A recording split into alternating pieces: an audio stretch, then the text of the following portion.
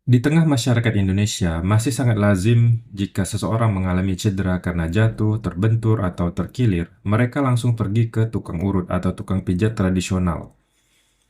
Tidak jarang juga keluarga atau tetangga memberikan saran untuk segera dibetulkan, katanya. Cepat dibetulkan, supaya tidak bengkak. Bahkan beberapa orang percaya bahwa pijatan yang langsung diberikan pada saat cedera bisa membantu meluruskan urat yang tergeser atau memecahkan bengkak agar cepat sembuh. Namun, dari sudut pandang ilmu kedokteran, kebiasaan ini bisa sangat berisiko dan dalam banyak kasus justru memperparah cedera. Nah, untuk itulah sangat penting bagi kita untuk memahami penanganan cedera benturan yang tepat, terutama dalam 48 jam pertama yang sangat krusial bagi proses pemulihan. Cedera benturan bisa terjadi kapan saja, saat naik motor, terjatuh saat lari, terpleset di kamar mandi, atau saat melakukan aktivitas olahraga. Cedera seperti ini bisa melibatkan jaringan otot dan ligamen berupa robekan, tulang berupa retak atau patah, kemudian pembuluh darah kecil yang bisa pecah dan menyebabkan memar, atau kombinasi dari semuanya. Gejalanya bisa berupa nyeri, bengkak, memar, sulit digerakkan, atau bahkan mati rasa. Secara medis, benturan ditangani dengan prinsip RICE. R-I-C-E, ya, RICE. RICE adalah singkatan dari rest untuk R, ice untuk I, compression untuk C, dan elevation untuk E. Yang pertama, rest. Rest maksudnya mengistirahatkan bagian yang cedera. Hal pertama yang harus dilakukan adalah menghentikan semua aktivitas pada bagian tubuh yang cedera. Ini penting agar jaringan yang rusak tidak bertambah parah. Bila seseorang memaksakan untuk berjalan saat kakinya terkilir misalnya, maka bisa saja kerusakan ligamen akan semakin parah atau bahkan bisa terjadi keretakan pada tulang yang awalnya tidak terlihat. Istirahat bukan juga berarti tidak digerakkan sama sekali, tetapi lebih ke menghindari gerakan yang memberi beban langsung ke area cedera. Bila perlu, gunakan alat bantu seperti tongkat atau penopang. Yang kedua adalah ice yaitu kompres dengan es, ya. Ice. Mengompres dengan es atau benda dingin merupakan langkah penting untuk mengendalikan pembengkakan dan rasa nyeri. Saat jaringan mengalami benturan, pembuluh darah kecil di sekitarnya bisa pecah dan menyebabkan bengkak serta memar.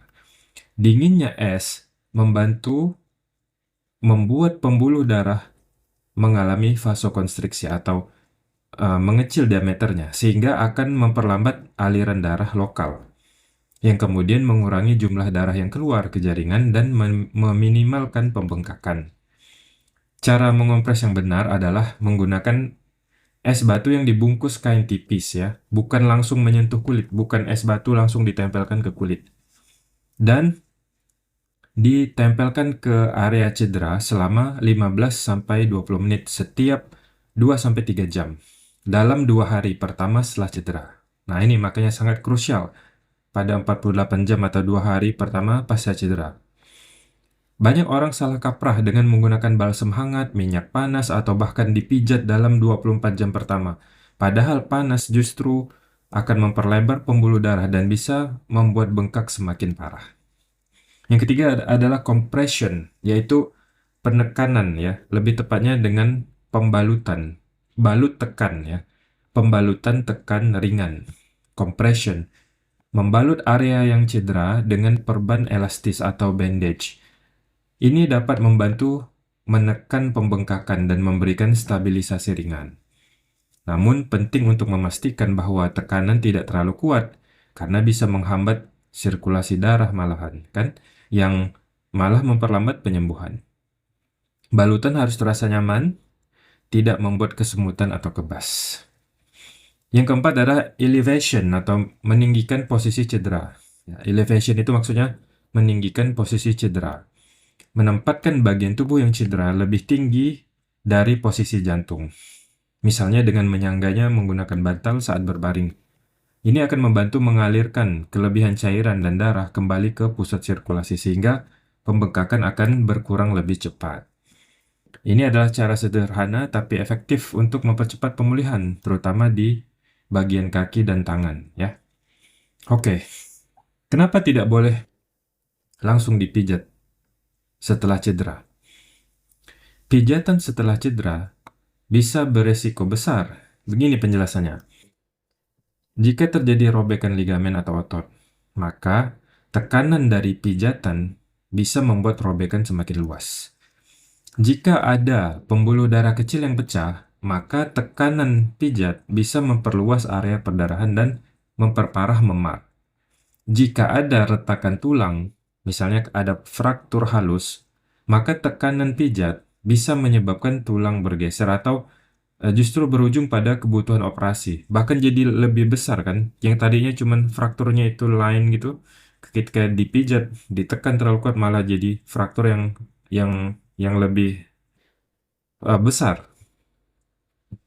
Pijatan yang dilakukan sebelum jaringan stabil dapat menyebabkan peradangan berkepanjangan atau bahkan mengarah ke cedera kronis. Singkatnya, pijat setelah benturan adalah seperti memukul luka yang belum sembuh. Bukannya membantu, malahan bisa memperburuk kondisi. Kapan harus ke dokter atau kapan harus dibawa ke rumah sakit? Meskipun tidak semua cedera memerlukan perawatan rumah sakit, ada beberapa tanda bahaya yang tidak boleh diabaikan, yaitu rasa nyeri yang tidak membaik dalam 1-2 hari, pembengkakan hebat dan cepat, warna kulit berubah menjadi kebiruan atau kehitaman, sulit menggerakkan bagian tubuh tertentu, ada bunyi krek saat terjadi cedera, terasa kesemutan atau kebas, disertai demam atau menggigil. Nah, kalau ini berarti ada indikasi infeksi nih. Kemudian cedera kepala dengan pusing atau muntah.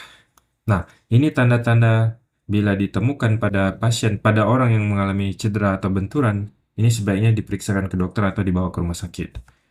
Di rumah sakit nanti, dokter akan melakukan pemeriksaan fisik dan bila perlu akan melakukan pemeriksaan penunjang misalnya foto ronsen, USG, atau MRI untuk melihat kondisi jaringan yang lebih dalam. Deteksi dini sangat penting karena semakin cepat cedera ditangani dengan tepat tentunya ya, maka semakin kecil risiko komplikasi jangka panjang yang akan terjadi. Kapan bisa dipijat? Kapan pijat diperbolehkan? Pijat atau terapi manual sebenarnya bisa sangat bermanfaat, tapi bukan dalam fase akut cedera, ya. Waktu dan kondisi yang tepat untuk melakukan pijat itu, pertama, setelah fase peradangan reda.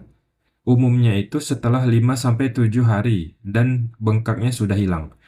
Yang kedua, bila telah diperiksa oleh dokter dan dinyatakan tidak ada kerusakan serius seperti patah tulang atau robekan ligamen.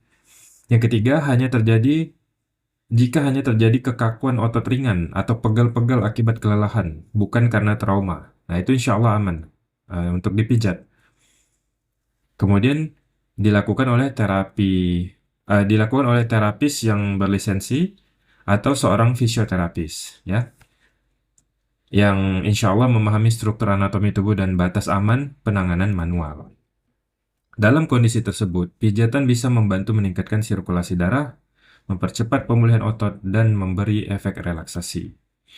Kesimpulannya, cedera bukanlah urusan sepele yang bisa langsung diserahkan ke tukang pijat.